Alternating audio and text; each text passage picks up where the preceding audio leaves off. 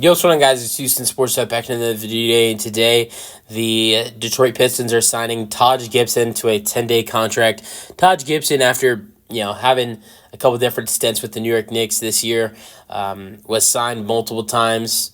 I think one of the times was like on a 10-day contract. He got signed in probably multiple 10-day contracts, and then eventually they put him on a standard contract. And now the Knicks got rid of him, and he's now signing a 10-day contract with the Pistons. Taj Gibson has played 16 games this year with one start, 10.3 minutes per game, with 1 point per game, 2 rebounds per game, 1 assist per game, and that's really it. A half a block per game. His field goal percentage this season is 30.4%.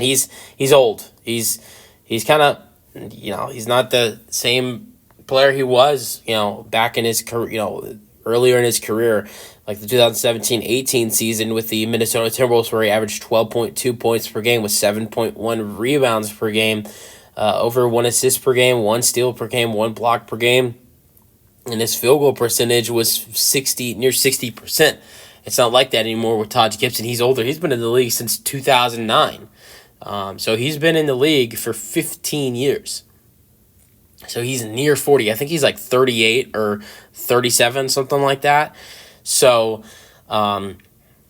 he's just not the same as he was before, but we'll see. I think maybe there's a decent chance for him to get more minutes than he was getting on the Knicks, just depending on if the Pistons get blown out. That's a rare thing for them. I mean, that's not a rare thing for them. But I still don't know why teams are still signing Taj Gibson, because he's slowed down and he just looks like if you've watched him on the Knicks, he just looks like I don't even know how to explain it. He's washed. I mean, it's not like there was anything special before that. He was a really good, solid, defensive player, and he was decent scoring the basketball. I mean, never great, but was, averaging double digits for a good part of his career, with Minnesota, Chicago. I mean, at Chicago, he was averaging, when he was in Chicago, he averaged 10 points per game. When he was with Minnesota, he averaged 12 points per game. So, that's in like the whole seasons. Like with 8 seasons with Chicago, he averaged 10 points per game. 2 seasons with Minnesota, he averaged 12 points per game.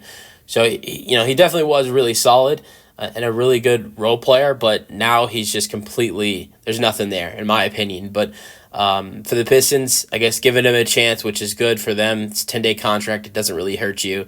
But let me know your thoughts on the signing in the comment section, and peace out.